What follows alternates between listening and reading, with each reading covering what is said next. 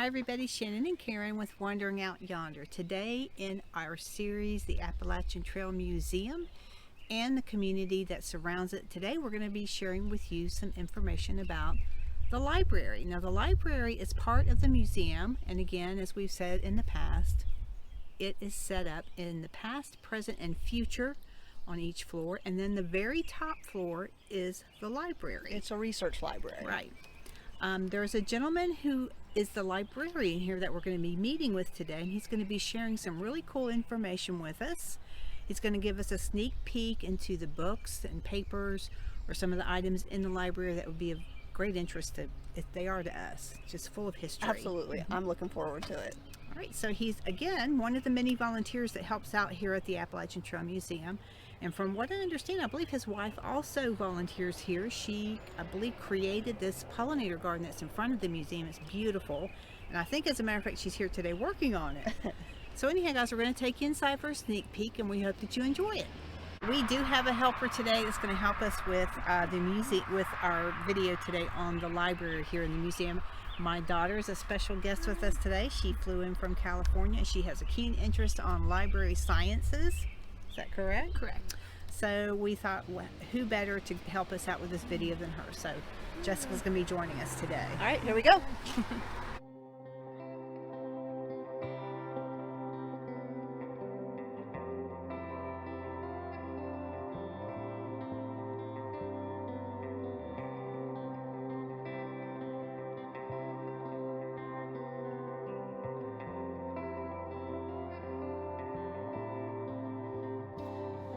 Okay, so again, we are on the third floor of the museum, and there's a really cool exhibit here just on the wall. Now this what they have here is Myron Avery during one of his excursions to Maine to establish a route for the Appalachian Trail. This canoe up here hanging on the wall is a folding canoe that he used, which I think is really cool that they have that.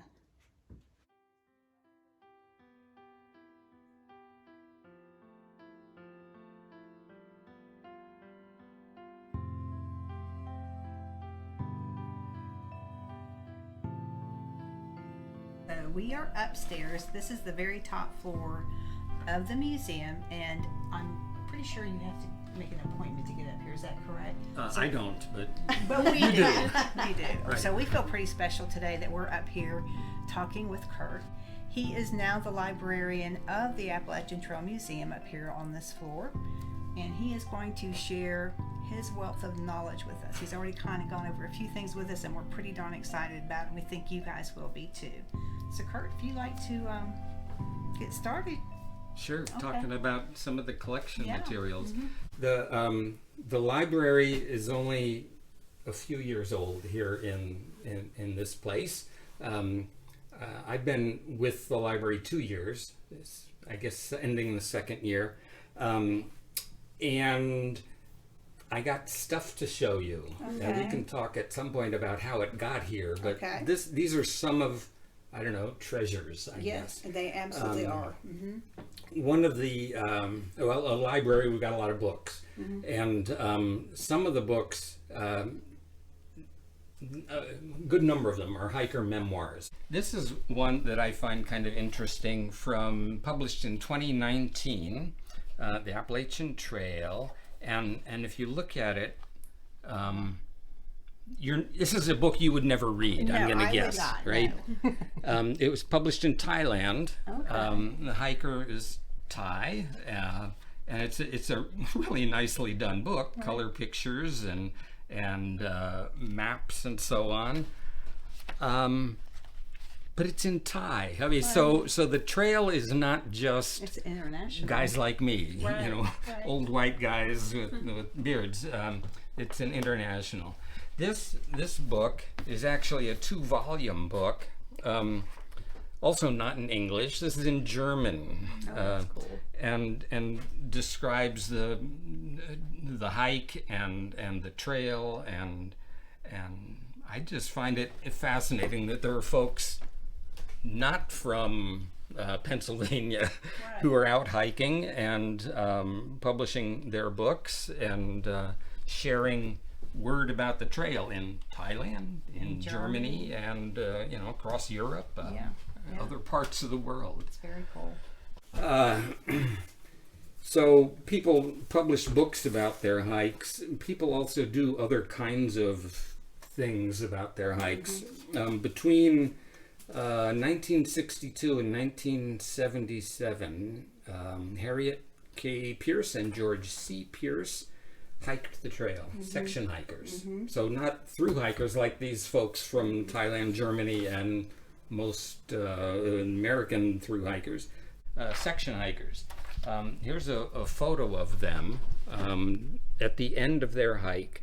They're holding a little banner in front of them and said, we hiked the whole thing. So that's kind of neat. What we have here is their scrapbook of their hike. And in the front of the scrapbook, look at the front here, the Maine to Georgia that they did. Sure, That is so there's their AT. This is, I don't know, how would we describe this to younger viewers? It's sort of like a blog, but People do scrapbooks, okay? It's not on the computer. Yes. Oh, here's the my banner that they took with gosh. or had with them at the end of their hike. So if you couldn't see it in the black and white photo, here it is in full color. So a felt banner. Somebody put it together. I don't know who. The inside of the book is fascinating too. In the front, you've got their certificates loose in the front. So 1977. They finished in 77, so that's their completion date, and this is just like you would get now, except of course it's not the Appalachian Trail Conference anymore. We're the Conservancy. Some other loose things from the hike or about the hike, but then newspaper clippings Of their journey. Yeah. Super cool. And their writing. The veteran camping couple dons their packs. Little color photos put in there with who knows what, tape or whatever. You've All got the memorabilia all in there. this is your maps, your brochures. Gonna have some poetry here and there, little typed up notes about the hike. Really cool. Wow. That is just so cool. And so Eventually you get to the hand-drawn sketches of the different shelters. Oh, wow.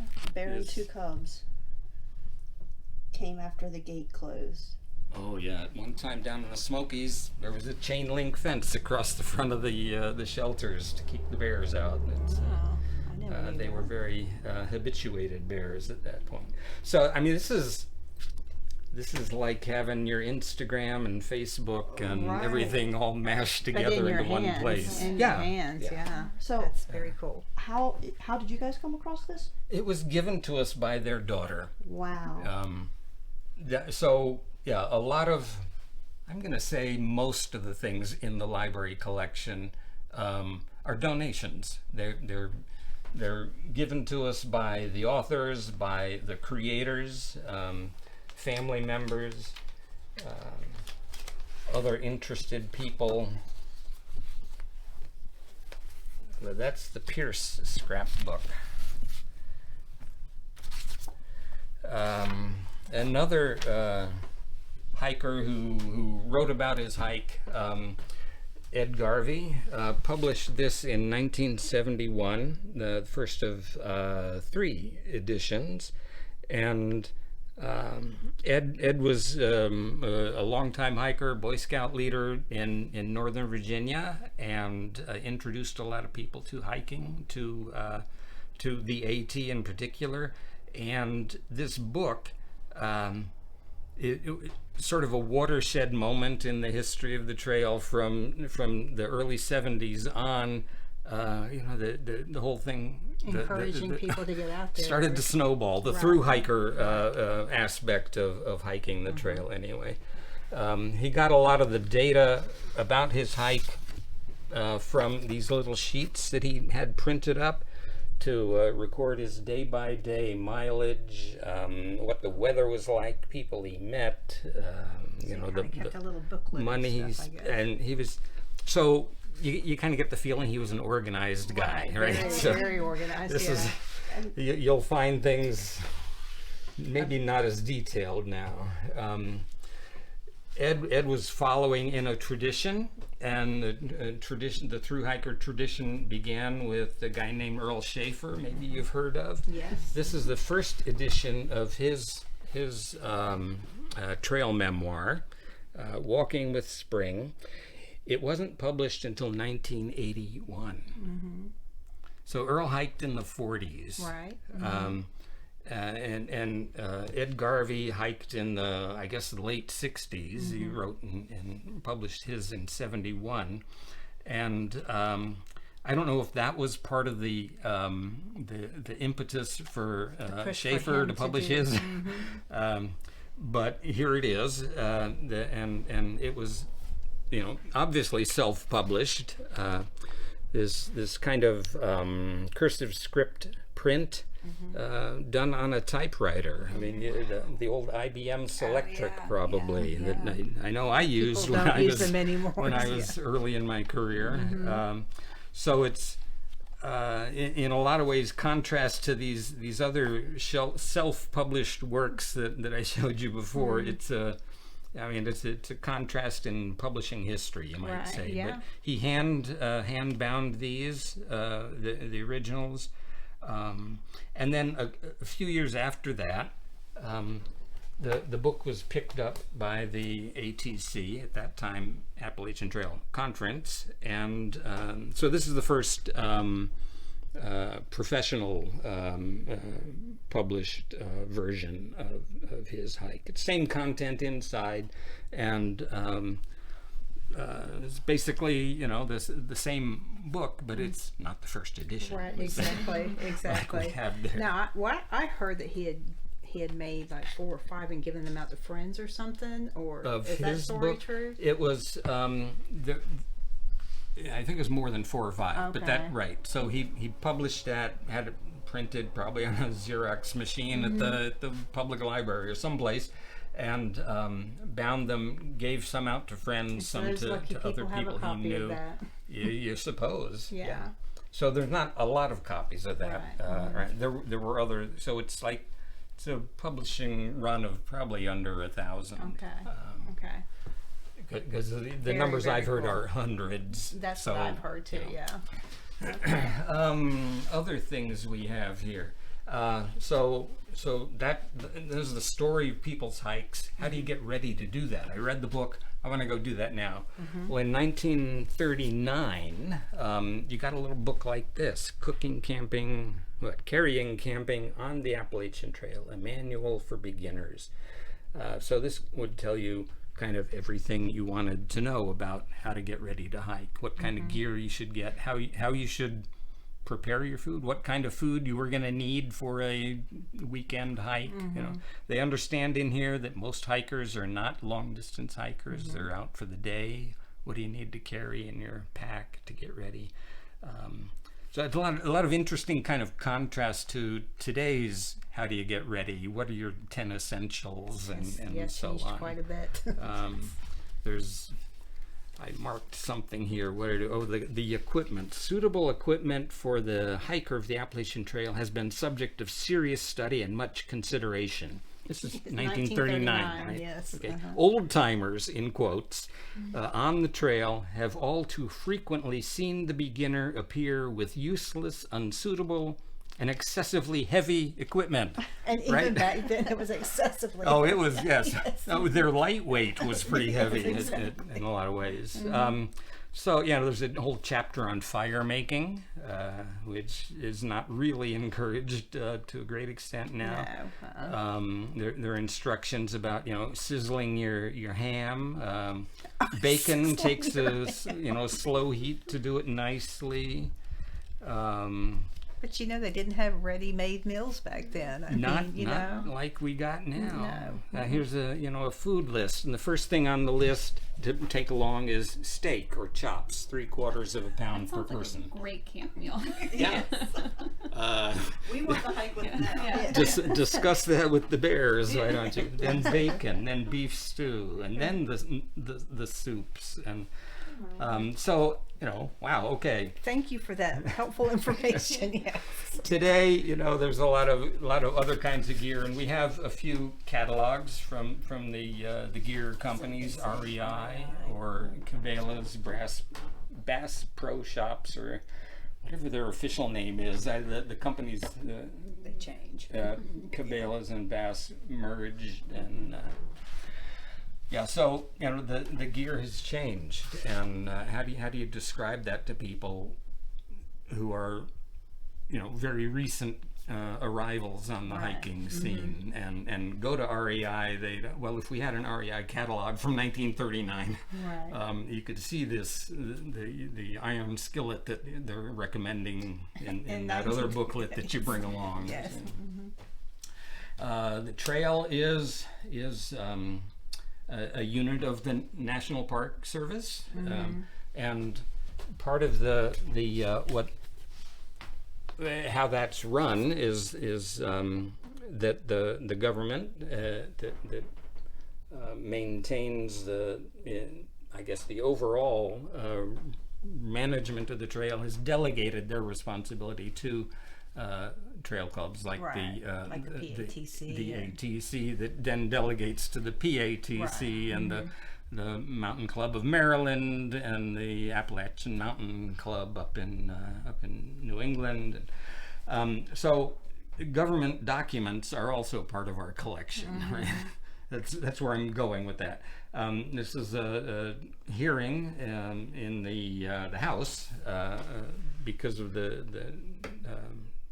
National Trail System Act of 1968. So they wanted to follow up a few years later. How is that going? And this contains testimony by some ATC people. It's the National Trail System, so it's also PCT people and other hiking people, interested parties were asked to testify. So interesting kind of background that you wouldn't get in maybe more popular publications, wouldn't probably be referred to in the memoirs.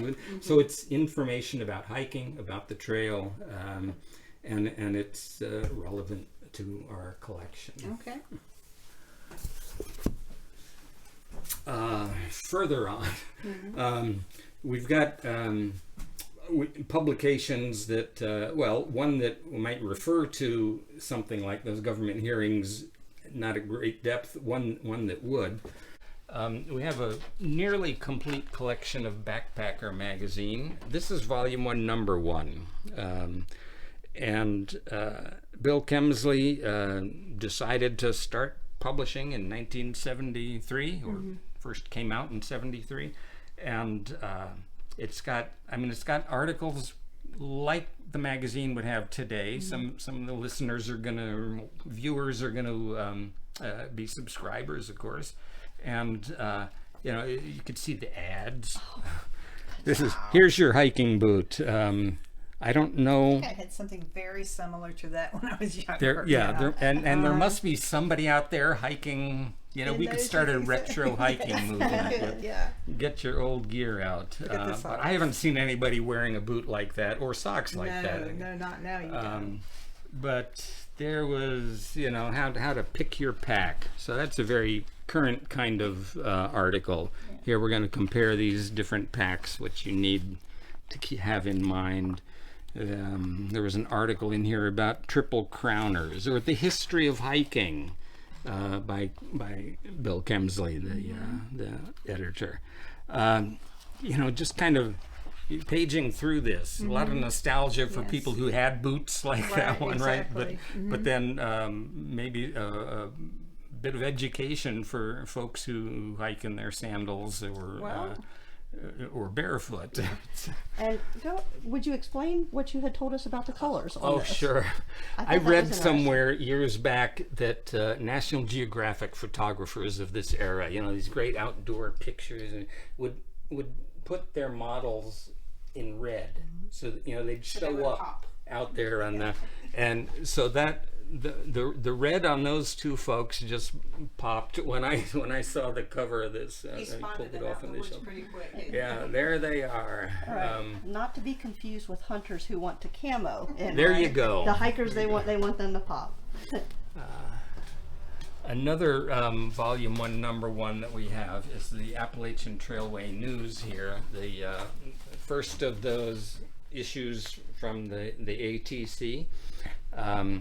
It's January 39. We've got on the cover there a picture of Katahdin on the cover. It's the membership magazine, the predecessor to the AT Journeys, which ATC members receive these days. So this is going to have news about the trail, about relocations, about hikers. It would have things about those hearings before the House or the Senate in response to Department of Interior things connected to the trail. There was something in here that just fascinated me.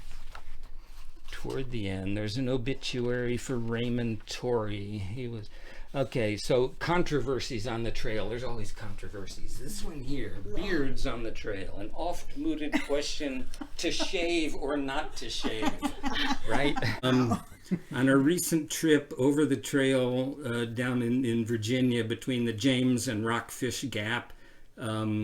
This one hiker had opportunities to meet a number of inhabitants about whom he says, the people are some of the finest I've ever come in contact with. The membership of the AT stands well with them. But he was told that they liked clean-shaved hikers instead of the beards on the hikers. They say, well, we like to see a man's face. So, because beards appear to be associated with tramps and not Right. with trampers, Yes. and to raise doubts and suspicion. So, my beard happens to have started when I was hiking now a little over 20 years ago. So, and I've had it since. I haven't had people that I know of associate me with being a tramp. Hard to say. I don't know. I see another on the opposite page, an article titled "An Atlas of the Appalachian Trail." Atlas, a collection of maps and so on.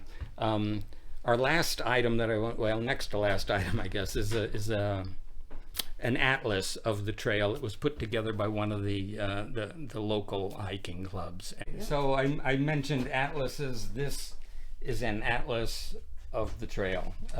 It was put together by the Mountain Club of Maryland, one of the local trail clubs that maintains the sections of the trail.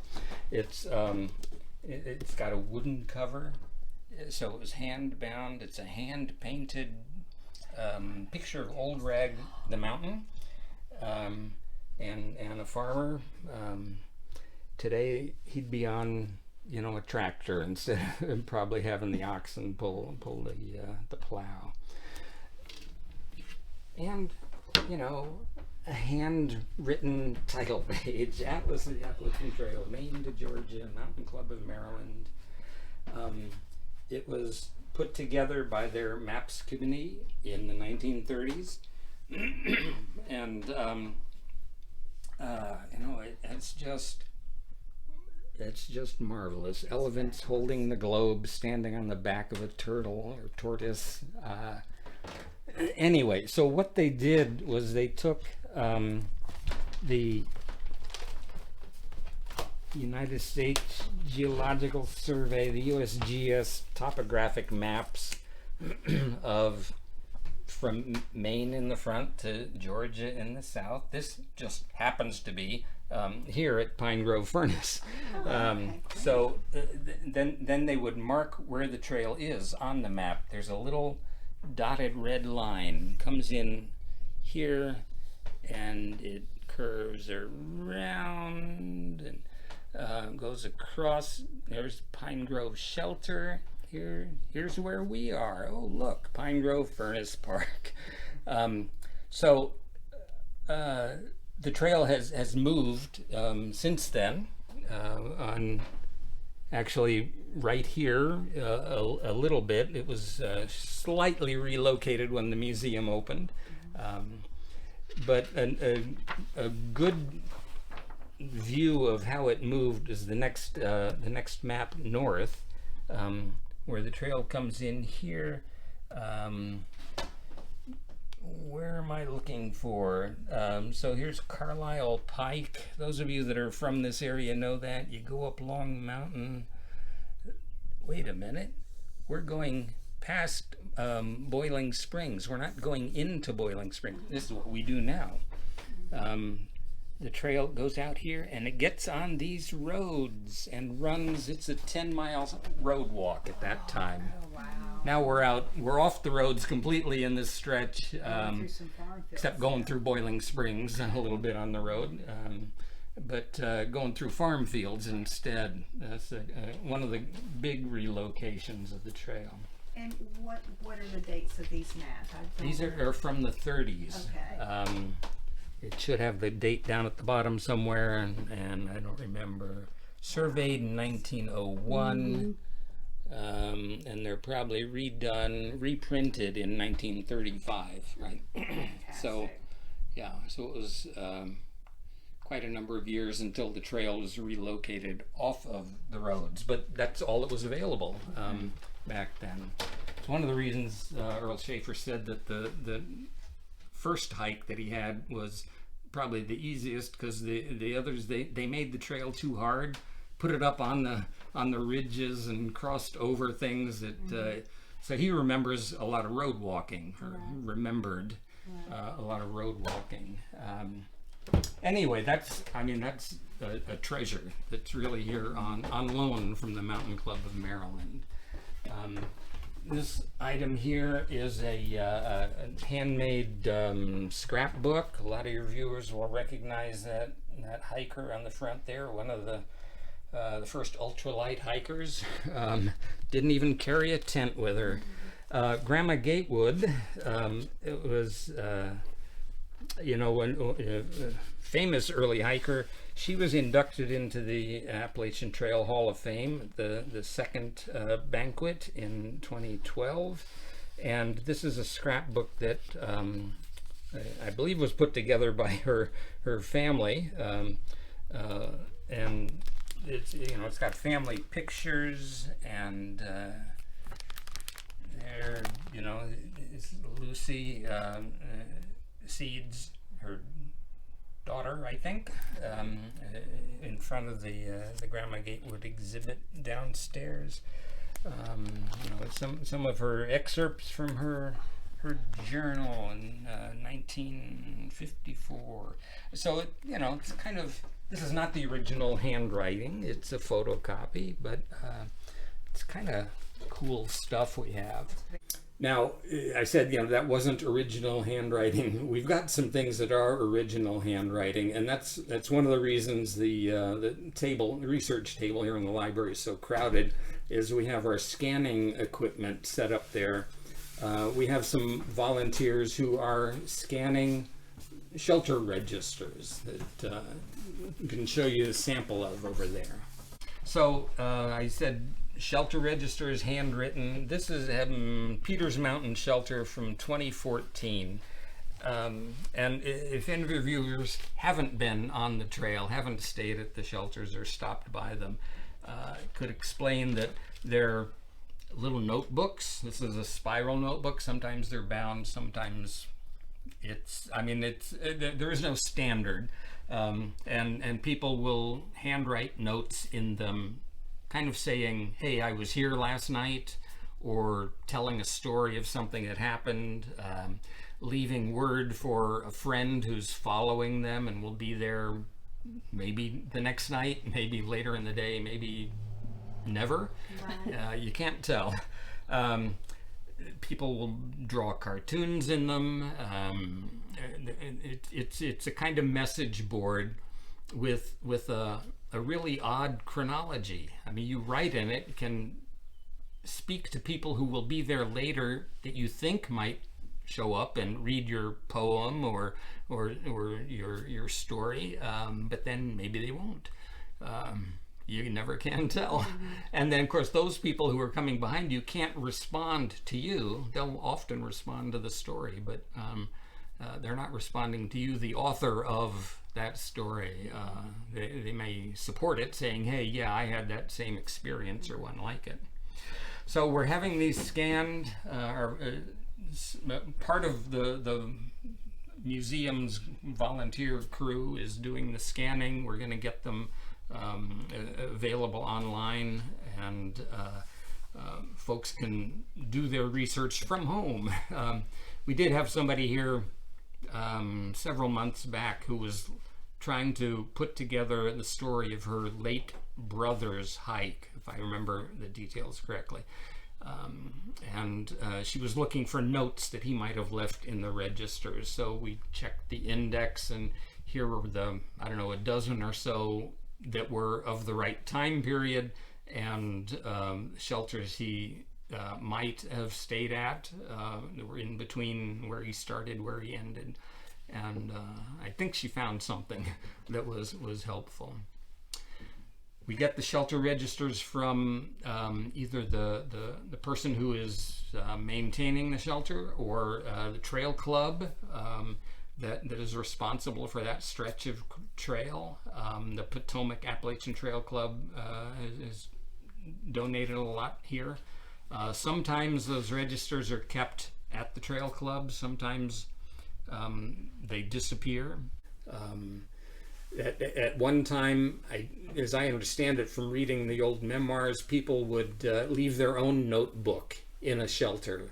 And I've seen these notes in the front on the first page: when this is full, send it back to me at my house. And so sometimes they're not, official in that way, that the trail club or the maintainer left it there. But maybe we'll never get that one here. Maybe we will. Who knows? So we've got, 40, 50 boxes of these registers from all parts of the trail, and handwritten. They're a great resource in a lot of different ways, telling the story of hiking. So with, the kind of stuff that we looked at here, you get a sense of how this library is not just books. Most libraries are not just books, but between the atlas made from printed maps, to these the books in English and foreign languages, to the government documents and so on, we got all kinds of stuff. This is a tray of stuff. Part of my background in library work dealt with printed ephemera. That's stuff that's printed, that isn't published in the sense that it's not a book, it's not a magazine, it's not something really meant to be kept. It's ephemeral, it's use the information, throw it out. So a business card. We got a selection of business cards here from different hiker hostels, shuttle drivers, so on. There's a card advertising bus rides to trail days. Everybody doesn't walk back to Damascus. Right. Sometimes, and so this is recent. It's laminated, was stuck on a post near a road crossing. Here's a flyer from a church, Calvary Baptist Church, advertising a hiker feed. Come on down. We're across from Uncle Johnny's. So a lot of hikers know where Uncle Johnny's is. Or a brochure from a trail club, something a little more official, right? But it's advertising the activities of the trail club. This kind of, ephemeral stuff really gets me going, because it's the kind of thing, it's not documented in a lot of places. That information, that hiker trail feed in May 1st, 2022. So you'll find that in people's trail journals, I had great hiker feed, and the folks that come by the day after aren't going to get the trail magic. But so there's a little color brochure, a little flyer kind of thing that tells something about the trail, and I always think, gosh, wouldn't it be great to have something like this from the 1930s, or something, if Earl Shaffer gathered some stories from that period, right? Right. We would have anything like printed that. stories, but this sort of thing, and some hikers will have saved this sort of thing and stuck it in their little notebook, and it may eventually get here, but that's the kind of stuff that people throw out. But you know what? I think that's the even bigger part of the Appalachian Trail community. To me, that's what that speaks of. Sure. Exactly. Sure. And that's what's so intriguing to me, is just how involved people are up and down the trail. Not just the people who maintain the trail, not just you, not just us, not just, you understand what I'm saying? Mm-hmm. All these types of things are a part of the Appalachian Trail community. Sure. Yeah, so those to me, I agree. Those are fantastic parts of it. Yeah. Again, back to that community. It's not just the blaze. It's not just the trail. It has such a ripple effect. Yeah. But I want to know, how do you get a hold of things like this? I mean, do you put out the word, hey, as you're hiking, grab stuff, or? Actually, all of this stuff, things that I picked up when I was hiking. Oh, okay. So this is yours. Okay, fantastic. So, well, no, it's the library's. I've turned it over. So now it's my problem. Now that I've collected it, how do you organize that or describe it so that somebody else can find it? Right. Is this something that you're looking for people to, as they're hiking, hey, gather it up and send it to the museum? That would be the best way to get it. Okay. If it can be kept in good condition, keep it dry, keep it flat, right, so on. Maybe if you're out day hiking, you can find things more easily. But I mean, the books are great to have. Authors, any of you writing a book, publishing it in any way, send us a copy so we can add it to the thousands that we've got on the shelf. The scrapbooks and so on, great, but this ephemeral stuff, also anything that says anything about, especially the Appalachian Trail, but also other hiking, because so many of our AT hikers also hike someplace else, right? So it's good to have information about other kinds of hiking, other places that people hike. And donations are certainly a huge source of our materials. We can buy a few things, but most of the collection has been donated to us. We donate our time now to take care of it, and that's that's the story. Okay, and the same thing with the logbooks. Is that something that you guys went out and said, hey, we would love to have the logbooks, or did they just start coming into you? How did you acquire all the logbooks? Great question. I don't really know. Okay.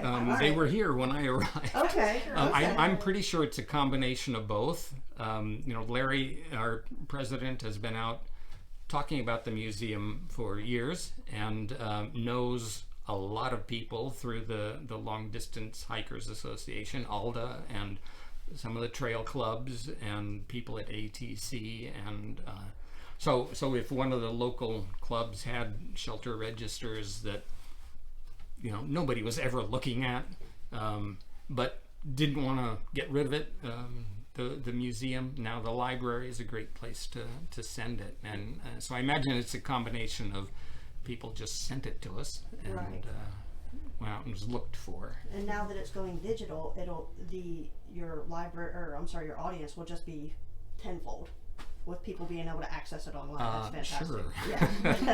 Yeah. The functions of libraries: we gather material, information in all kinds of formats. We preserve it. It's on the shelf. It's organized in some manner so it's findable, and then it's made available for use. If you don't have all of those pieces, it's not doing what a library ought to be doing. Okay, Kurt. So give us a little bit of backstory on yourself. How did you get involved with the Appalachian Trail Museum? How did this become something that you are volunteering your time for? So yeah, I've been connected to the trail for a very long time in a distant way. When I was a Boy Scout back in the 60s, I remember our pack leader, troop leader took us on a hike one day and said, okay, now put your left foot on one side of the trail and your right foot on the other. So we all did that. And he says, now you're standing with one foot in Virginia and one foot in West Virginia. We're up near Harper's Ferry. And that, boy, that kind of hit me. You know, it was like, wow. Okay.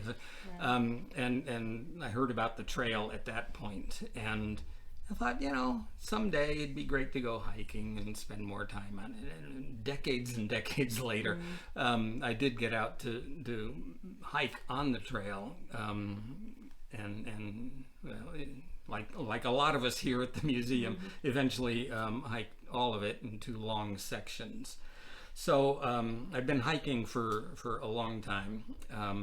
I'm also trained as a librarian. Went to library school. Most of my working life is in various kinds of libraries or archives or museums.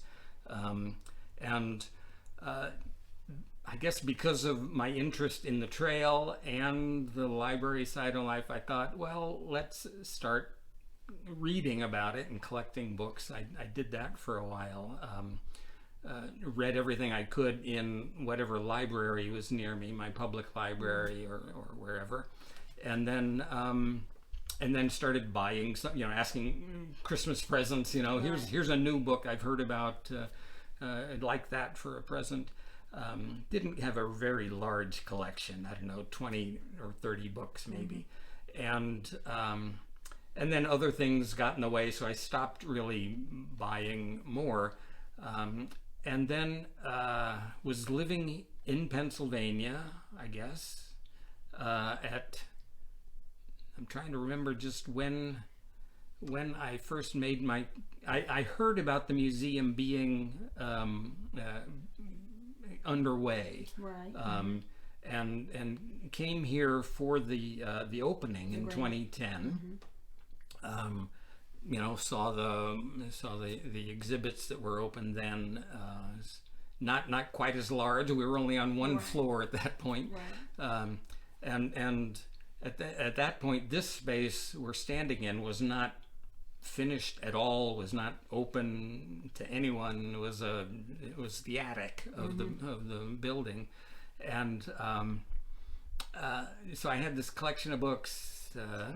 I heard the museum starting. I read in a newsletter or something that there's this library getting started, and so I thought, well, okay. And I was moving at that point and trying to lighten my load. Sent books to the librarian, and got a nice thank you, and then.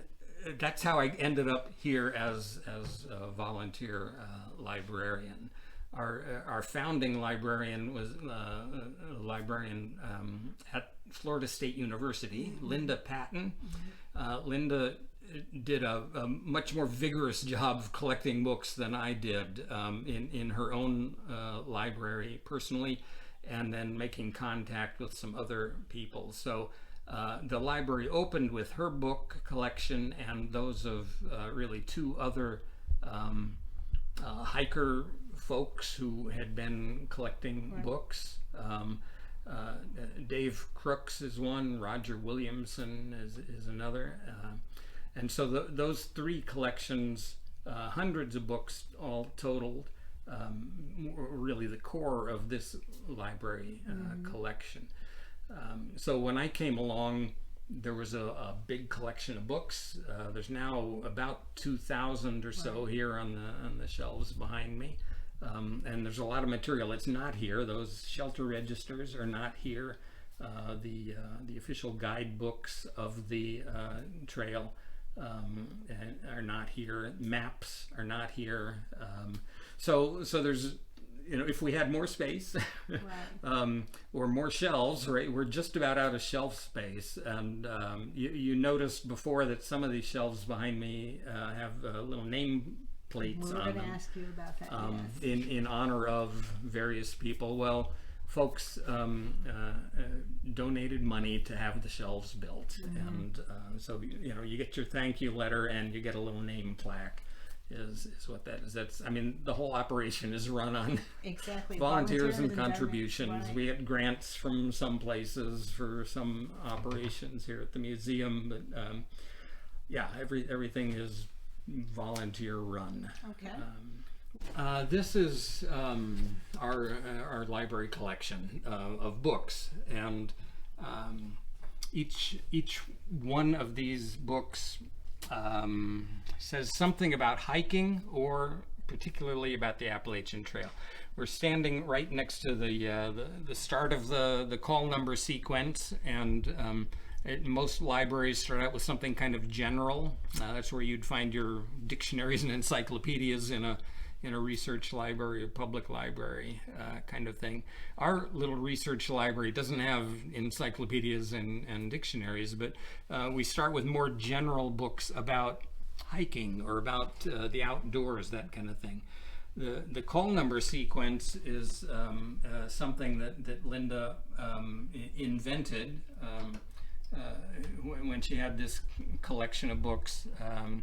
Librarians generally use one of two kinds of call numbers here in this country: the Dewey Decimal that you'd see at your public library, and the Library of Congress classification system that you'd see at a lot of universities, colleges.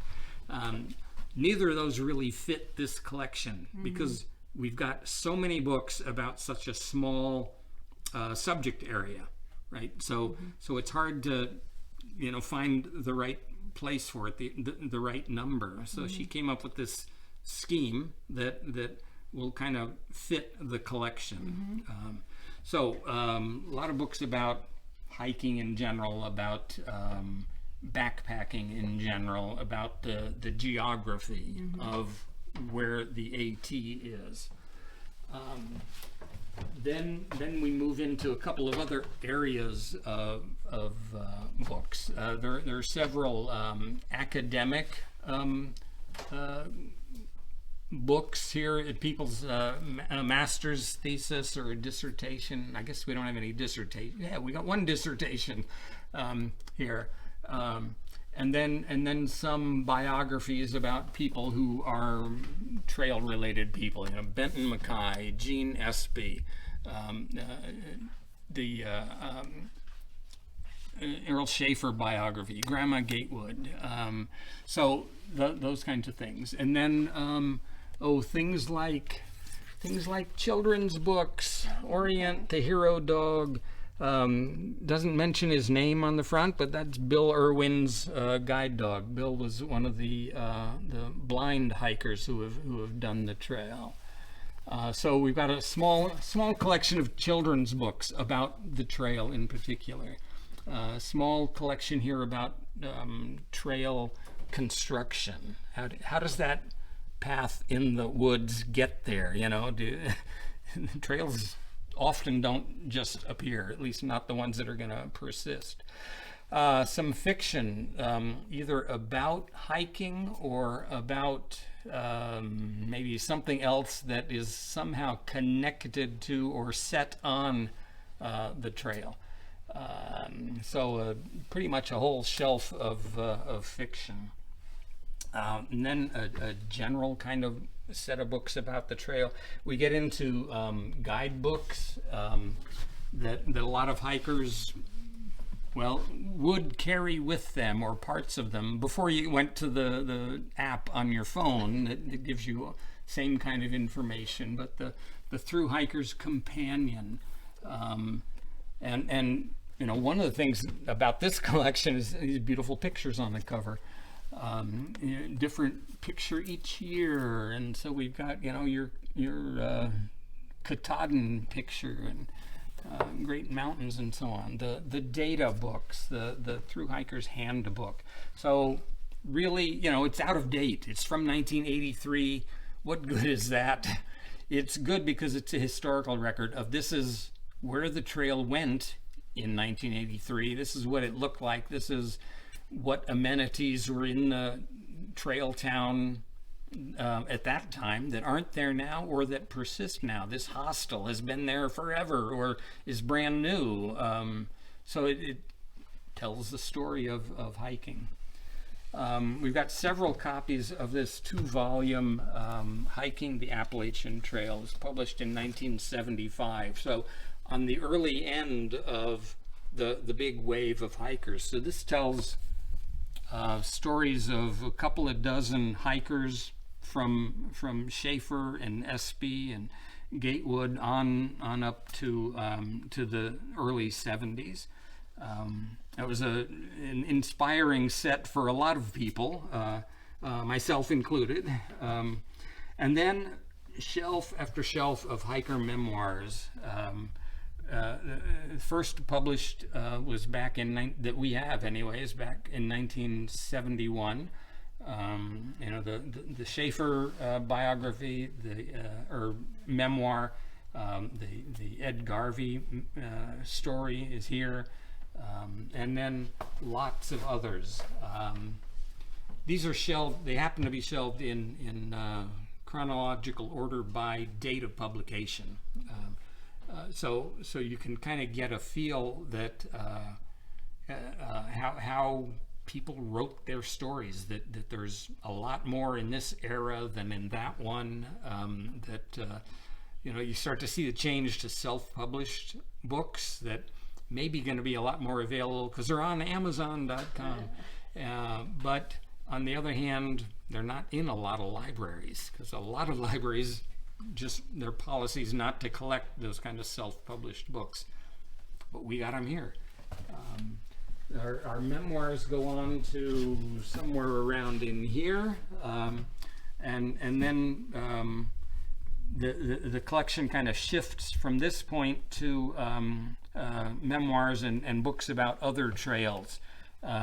So the Pacific Crest Trail, Continental Divide Trail in particular, because a lot of AT hikers are triple crowners or want to be. So there's stories about the different hikes, and there are some hikers who have done all 3 trails in one book. So you automatically get those other trails. But then other trails around the country, Arizona, Florida, and some of the long distance, the National Scenic Trails, some shorter ones. So several shelves of those, and then some general kinds of books about hiking or about a narrow topic within hiking, maybe nutrition or health, things to look out for or as a result of hiking. So that's, this is what about 2,000 books about hiking look like. And that's us. Okay. So I've been noticing here as we've been panning, a lot of them, you have 2 copies. Yes. Is there a reason behind that? Sure. To make sure that we have 1 copy. Okay, all right. So a lot of research libraries, and that's how we look at ourselves as a research library, will like to get 2 copies of things if they're available, and so that one is a security copy. We don't circulate books, we don't check them out. So it's not like it's going to get lost and not returned, brought back overdue, but it'll be available. And then if something happens to it, or one copy is in a display case downstairs in the museum, well, we got the other copy available for researchers. So it's a security kind of thing. Okay, and who decides what makes it into the library? That would be the librarian's job. So most of these Linda had responsibility for when she was the librarian up until a couple of years ago. I've added some since then, and Yeah, it would be the librarian's job. Even if we got a box of books from somebody's personal library that they were donating, well, some of them we've already got sufficient copies of. Some of them not really germane to us and hiking, and so the librarian goes through and decides. Yeah.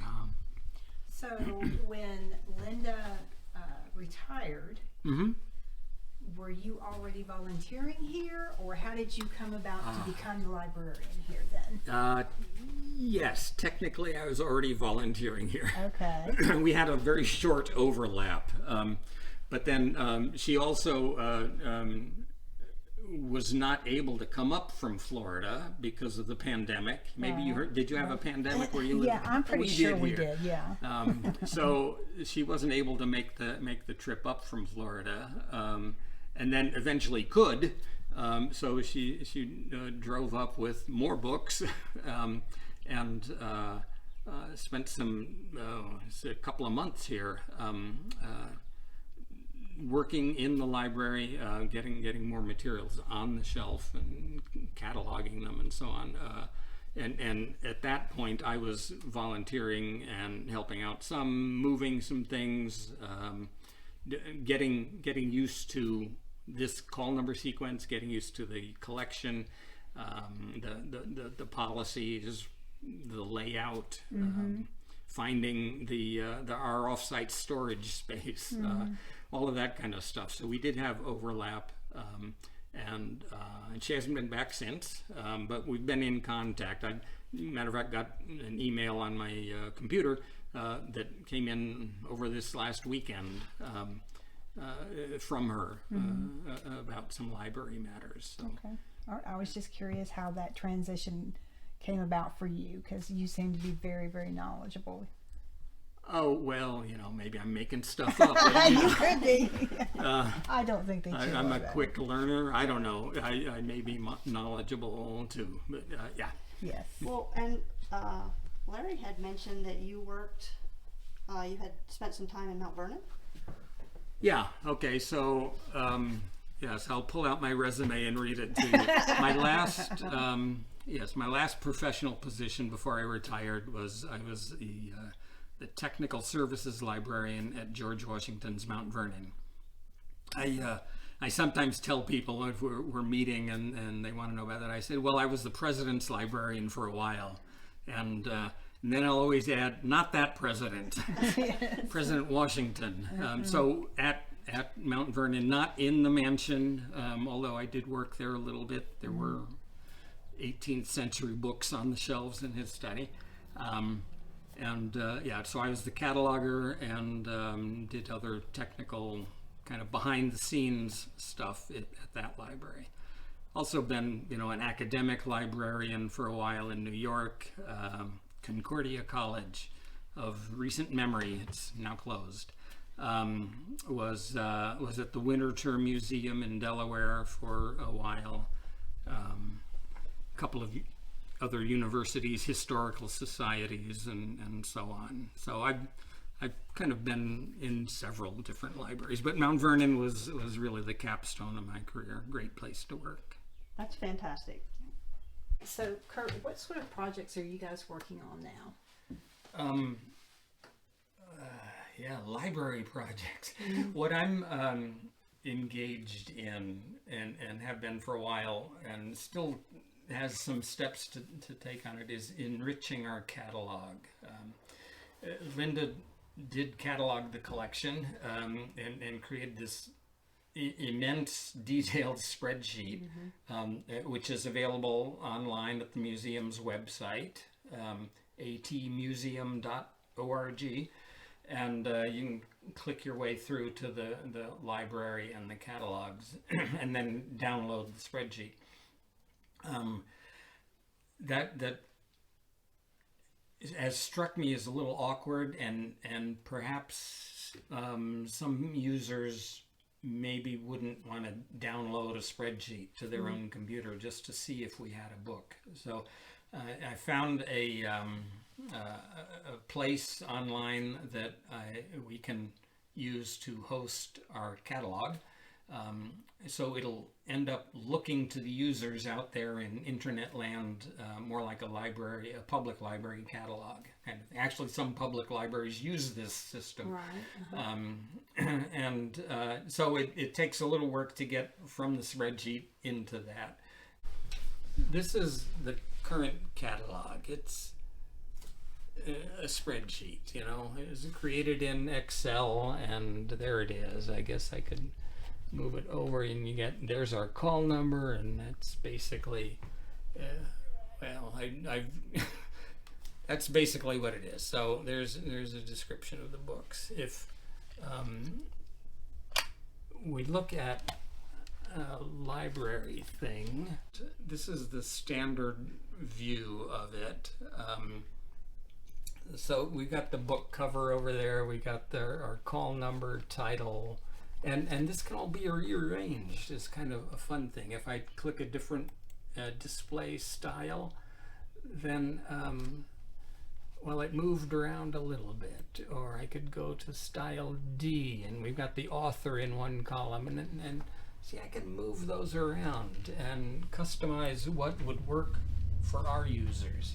This is the kind of thing that the library catalog is going to be looking like when we get this stage of the project done. And again, like anything on the web, this can all be customized. But it'll have our name at the top. We're in this system, App Trail Museum. It'll say Appalachian Trail Museum Library. There'll be a little notice about the library. And then the book covers are going to scroll by, but you could search for things like, I showed you a book from Thailand before. Right. So if we search for the word Thai, there we have the Appalachian Trail Museum copy of that book from Thailand. You can click on the cover, and that'll show you more information. There's the alternate title. This is our notes about the book. Kind of fun. It's something I suppose could be done with a spreadsheet, but it's a little more than that. So maybe a little more attractive to some users. So it's what we're trying to do is get people to be interested in the collection, and So you're making the future of the library more accessible for people, more or easily. Yeah. Okay. Yeah, that's, I mean, really, right, that's the aim. Libraries collect stuff, they organize it, preserve it, and then they got to get it out there Right. to the users. That's Right. otherwise, Because right what's the now, point, right? It's by appointment only up here. Is that correct? Yes. Okay. Right. And we do have some users coming in. There's been a PhD student. This one woman that was looking for her brother's information on her late brother's hike. So some personal use. There'd been, I'm thinking of another college student that was in. So it's a variety of people looking for a variety of things. And there's, despite all of this rich variety of things that we have, there are things that we don't have. We don't have the archives of the Appalachian Trail Conservancy. Those are at George Mason University and being taken care of and in some ways curated by Mills Kelly, a professor at George Mason, who does, he's a hiker and a shelter maintainer, and you've met Mills, right?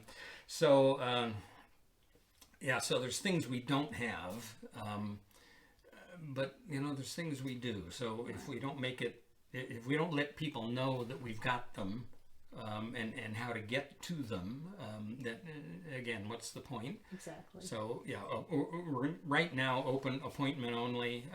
It's not really a browsing collection. You can't check things out, and maybe at some point we could get there, but we have a volunteer staff, right? Right. I come in, I'm basically here 2 days a week, a good chunk of each of those 2 days.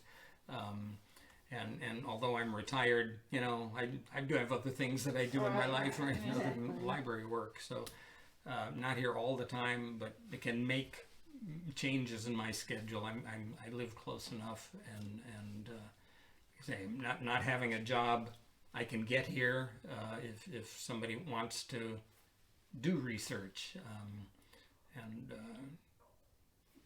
we'll make the stuff available as we can. So if someone wants to do research, they just contact the museum?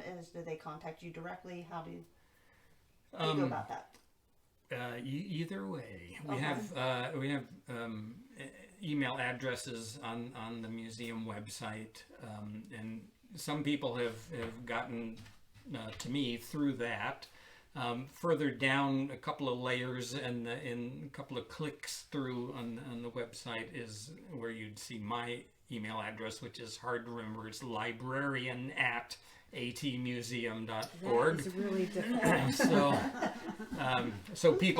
some people have found that and emailed me, so I've both been able to provide information from the collection to scan it or copy it out and send it to people, Okay.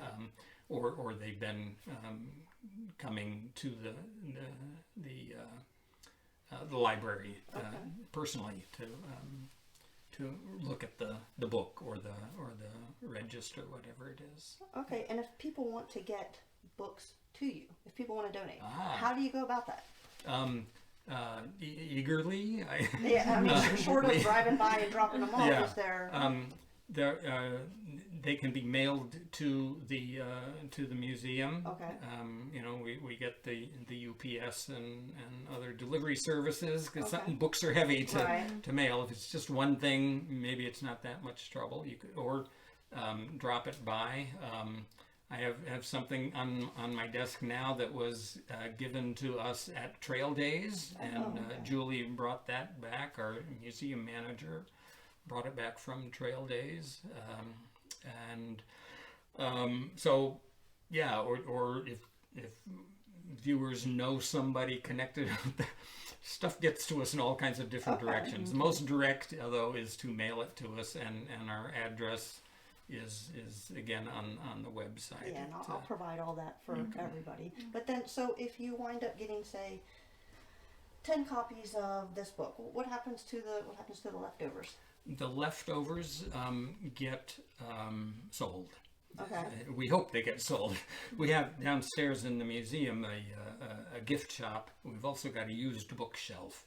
And so the extra 8 copies from the 10 that got donated would go down there. So viewers should know that whatever they donate to us is either going to get on the shelf, and it may, even if it's in better condition than copies on the shelf, we may switch them out.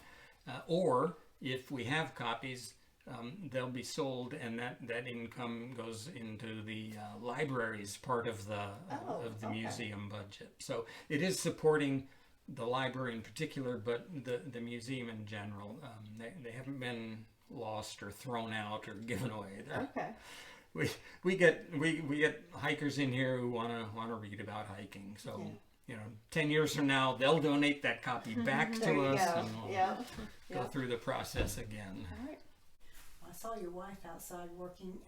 Just again, wanted to reiterate to everyone how this museum is run. The library's volunteer. His wife, Anne. I'm sorry, I can't remember her name. She also volunteers her time and has done a beautiful job with the garden out in front of the Appalachian Trail Museum. Anyhow, I just wanted to say thank you to Kurt. Yes. Fantastic. It was such a pleasure to see all this wonderful. I love the old stuff. It's my absolute favorite to flip through these kinds of things. So thank you for sharing all that with us and all of your wealth of information. All right, guys. So we hope that you enjoyed this, and we will see you later, right? All right. Bye. Bye.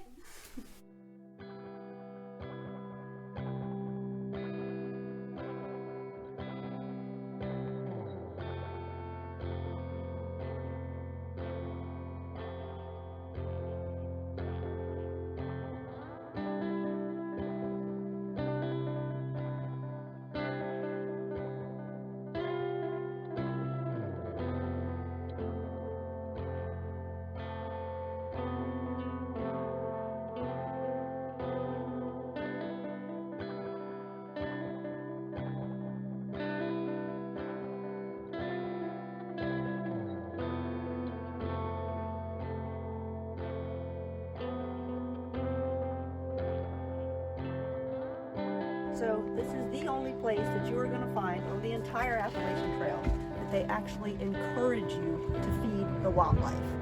This is the donation box outside of the AT Museum, and we encourage you to feed the bear.